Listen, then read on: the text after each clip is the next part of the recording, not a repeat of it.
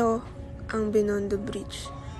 Ang tulay ay bahagi ng Chinese yuan 500 million, sa Pilipinas ay 3.6 billion.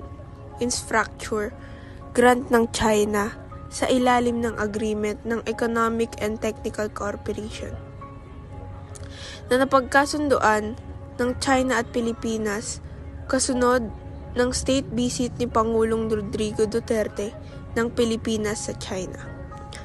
Noong Mayo 2017, noong Hunyo 22, 2017, nilagdaan ng Department of Public Works and Highways at ng Chinese Embassy ang Minute of Discussion hingil sa buong grant at pagpopondo sa pagtatayo ng tulay. Noong Hulyo 2017, natapos ang feasibility studies para sa tulay, construction at pagbubukas. Dito, sa tulay ng Binondo Bridge, ang magandang tanawin at matatanaw mo ang Pasig River sa ilalim. Noon ay inaasahang magsisimula ang construction sa loob ng 2017. Ipapatupad ng DPWH Unified Project Management Office Road Management Cluster ang pagtatayo ng tulay, habang ang China Road and Bridge Corporation ang kontratista ng proyekto.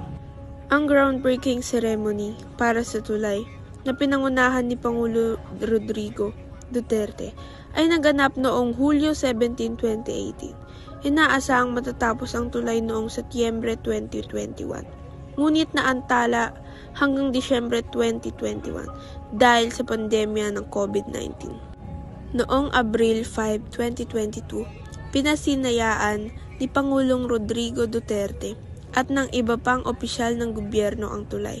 Binuksan ito sa parehong araw. Kasalukuyan, kinokompleto ang mga hagdan nito. At dito naman sa baba ng tulay, nandito kung paano ito ginawa at ang historya ng pagkagawa nito at kung bakit ito itinayo. Ang mga ito ay walang panahon ng inaugurasyon.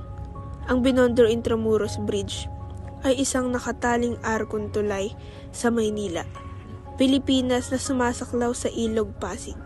Nauugnay ito sa Muelle de Binondo, sa Binondo at sa San Nicolas, sa Solana Street at Riverside Drive sa Intramuros.